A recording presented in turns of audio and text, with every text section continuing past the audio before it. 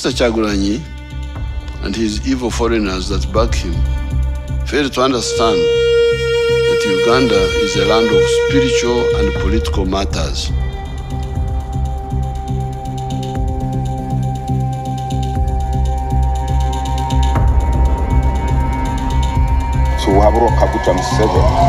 The duly elected president.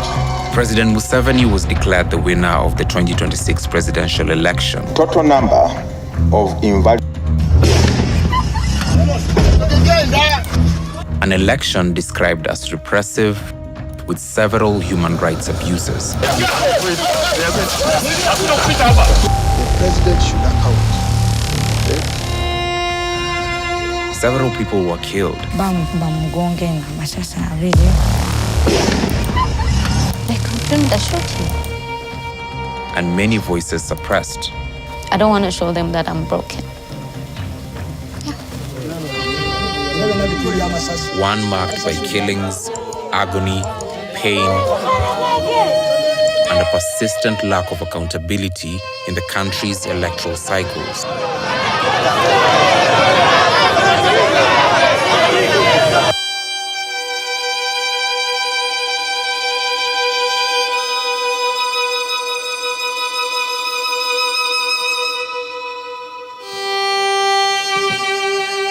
The Uganda Communications Commission has directed all licensed mobile network operators and internet service providers to implement a temporary suspension of the following services.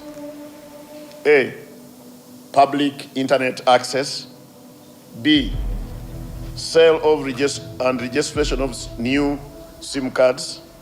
C, outbound data roaming services to one network area countries.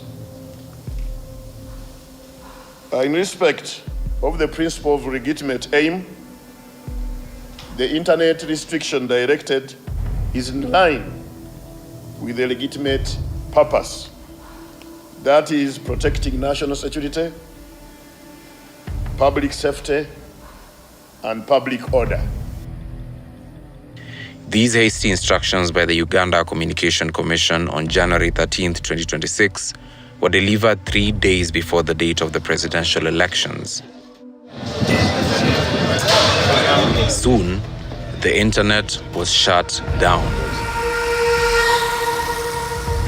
This was not the first time that the government cut off communications channels as a way to crack down on opposition. The regime in Uganda has switched off the internet because they want everything in Uganda to go on in the dark. They are very aware of what they are planning to do, to rig the election, to brutalize people, to kill people.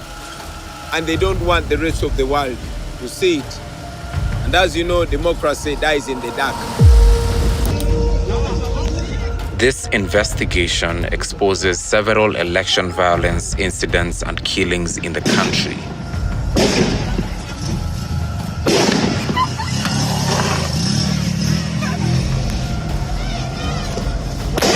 We looked into undocumented cases of police excesses, establishing a timeline of atrocities during the 5-day internet shutdown in Uganda. What is the story? For what? What have you done?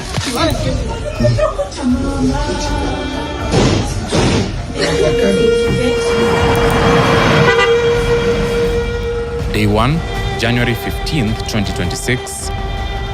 Location, Luero. According to police, 3 people were killed and 34 are reported to have been arrested after protests erupted over election results. One of those killed by security agents that fired live bullets into the crowds was 36-year-old Sarah Nagayi. She was laid to her final resting home on January 16, 2026, amidst a somber mood.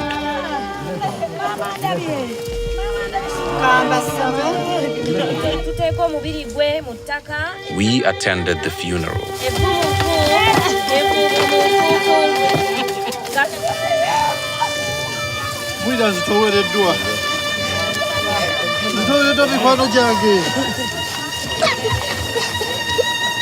To date, this family is still grieving the loss of a mother, wife, and sister who was killed by the security forces.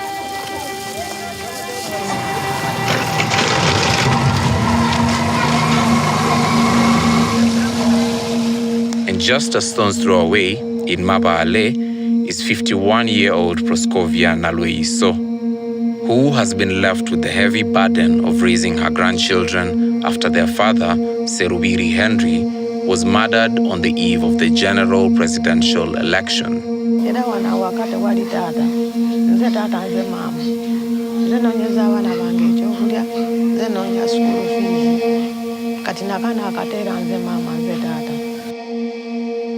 Proskovia is a casual laborer who survives on doing odd jobs. She has long suffered from ill health, with multiple complications that she has had to manage over the years. According to the police, 3 killings were recorded in Luero.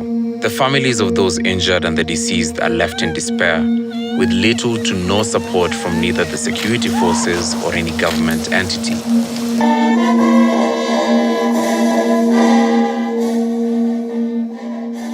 Day 2, January 17th, 2026. Having obtained the highest number of votes in the election, and the votes cast in his favor being more than 50% of the valid votes cast at the election, the Commission hereby declares Chuhabro Kaguta Museveni the duly elected President of the Republic of Uganda at the presidential elections held on the 15th day of President Yoweri Kaguta Museveni was declared the winner by the Electoral Commission. According to the Commission, he won with 71.65% of the vote amid the repression, defeating his main challenger, Robert Chagulanyi, also known as Bobi Wine of the National Unity Platform, who was declared a second with 24.72% of the total votes. And on day 3, January 18th, 2026, President Museveni delivered his victory speech. I want to thank the armed forces for maintaining peace.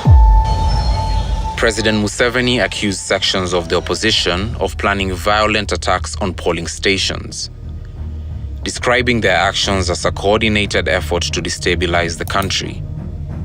A country that he has led for over 40 years now.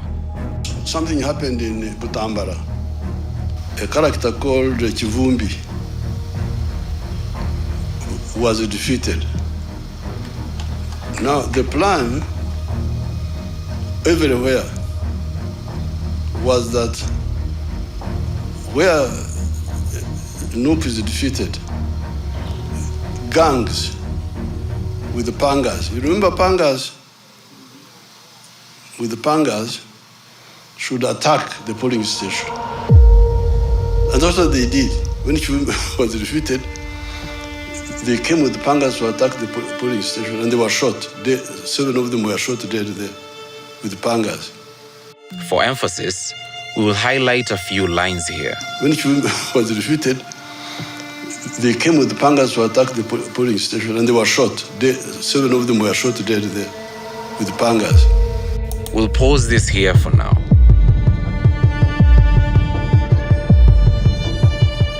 Internet access in Uganda was restored a few minutes after his address, and a 5-day shutdown ended on January 18th, 2026. General public internet access was fully restored.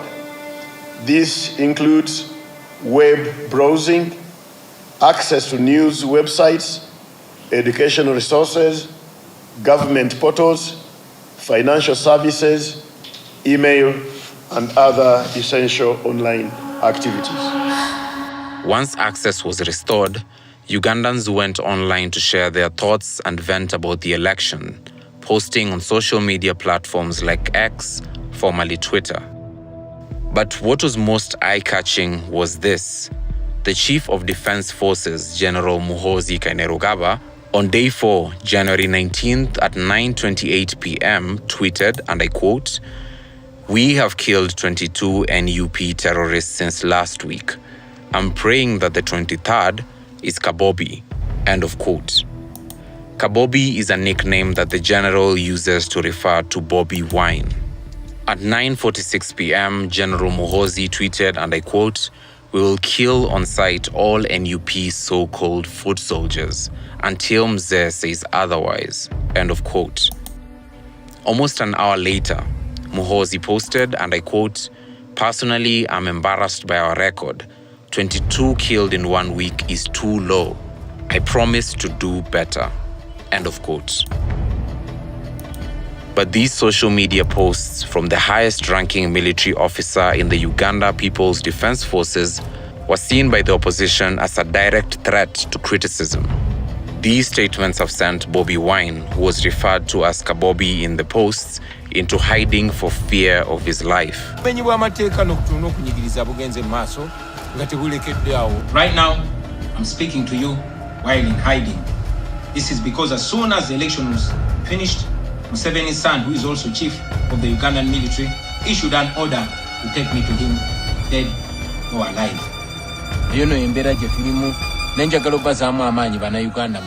Bobi Wine went into hiding soon after the election. Meanwhile, other National Unity Party officials, including Deputy Chairperson Lina Zedriga and Western Region Deputy President Jolly Tukamushaba, have been arrested and detained. Bobi Wine is my president. Unless you kill me, I'll say that forever and ever. For example, in Butambala, at the house of Honorable Mwanga Chivumbi, people were shot and killed in one house by the police. Mwanga Chivumbi, the outgoing member of parliament for Butambala constituency, was a point of reference in the president's speech. When Chivumbi was defeated, they came with the pangas to attack the polling station and they were shot. 7 of them were shot dead there with the pangas. Chivumbi was arrested in connection to political violence in Butambala. According to police, 7 people who they claimed were his supporters were shot dead on the 16th of January 2026. The police further stated that these individuals attacked a polling station in Butambala wielding machetes. Investigative program Islands obtained video evidence from the scene. While some eyewitnesses were afraid to speak out, we were able to speak to some. This is Honorable Mwanga Chivumbi's home in Butambala, where the 7 people with pangas that the president referred to were shot and killed. Islands received exclusive content filmed on the eve of the shooting. In the video, we see blood-stained floors, spent cartridges, injured victims, and bullet holes in the walls.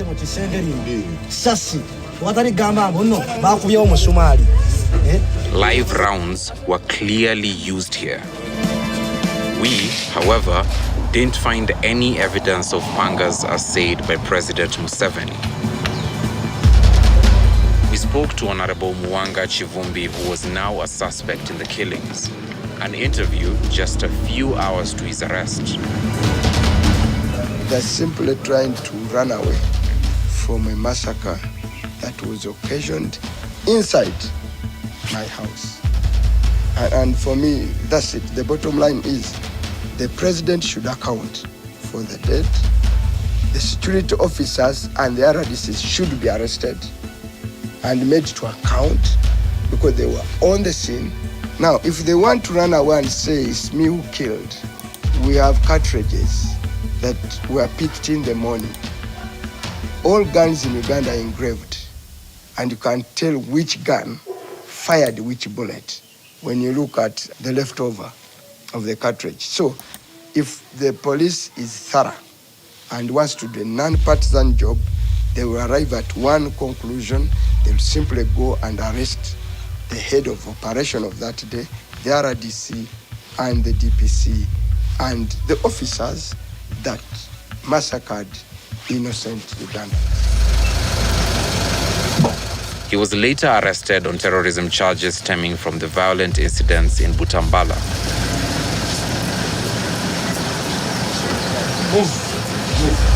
Caught up in the rubble that fateful night was the late Ruth Nakanjako. She's believed to have been killed in the shooting at Honorable Chivumbi's home. Aisha, at 25 years old, is struggling to comprehend everything. Is a survivor of the same shooting. Aisha says she was among Honorable Kivumbi's supporters that day. She witnessed the horror shooting at his place, and memories of her mother's killers still linger on her mind. No, since I'm the eldest, and I have my little sister and my little brothers. I try hard to be strong, I don't want to show them that I'm broken. Quite a sensitive subject to discuss among the community in Butambala, but she has the resolve and determination to speak about the events on that day. But it just keeps coming back. When I saw her, the way I tried to wake her up, and those words that the army people said when I told them that they need to help those people, and they said they can't help them, they can't do anything.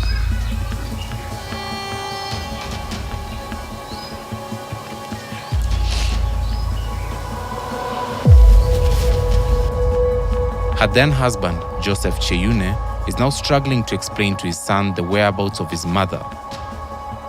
A conversation quite heavy for him to have.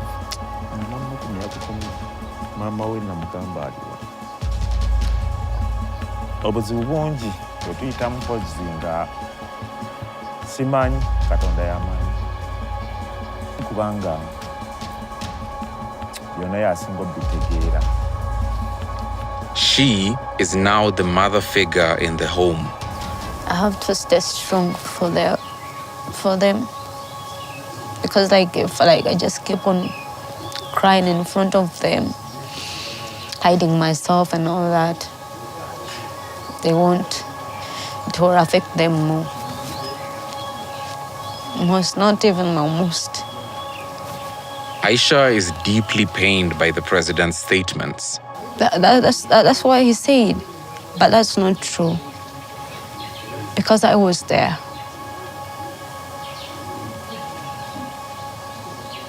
And just Amir said that the people that they killed, they were not from Butambala. Yet you've seen, okay? We had nothing. Not even a single stone, not even a single stick. We have no guns. We're at home, Honorable's place. This is Nakanjako's final resting place. She's a victim of a violent election. Misfortune befell Joseph's family.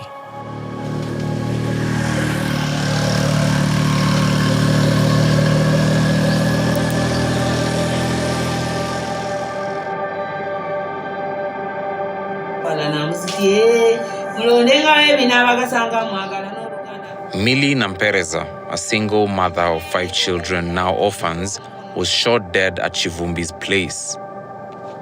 Zaitun is Millie's daughter.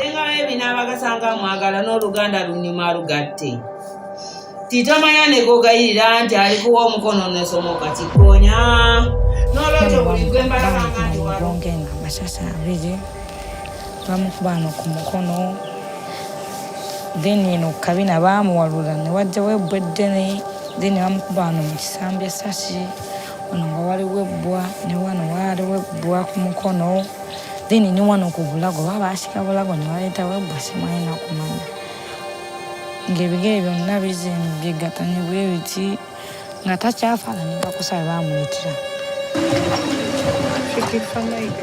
It was a painful death for Millie. Her body was deformed beyond human recognition. Quite dehumanizing. Several witnesses we spoke to told us that Millie's body was undressed and shamed by the security forces that should have protected her. This video was recorded at the dawn of the shooting. And these onlookers examined some of the remaining items of the deceased that day. This is what was left of Millie that day. her dress was abandoned at the shooting scene. Millie's mother is struggling to deal with the death of her daughter, a pillar she heavily relied on.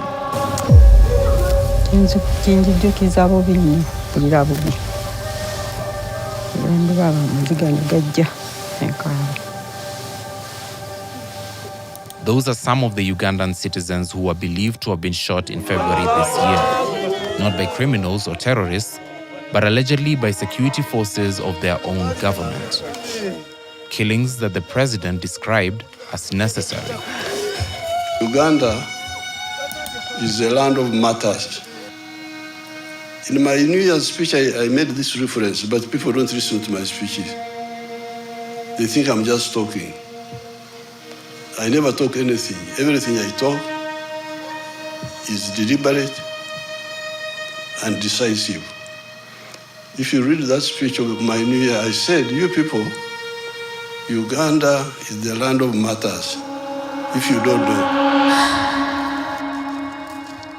We've heard what the president said. However, our investigation has shown that Millie, Sarah, Ruth, Serubiri Henry, and others lost their lives at the hands of security forces that should have protected them. A memory lane of killings, agony, pain, and a total lack of accountability in Uganda's election cycle. I, Yoweri Kaguta Museveni, swear in the name of the Almighty God that I will be faithful and bear true allegiance to the Republic of Uganda, and that I will preserve, protect, and defend the Constitution. So help me God.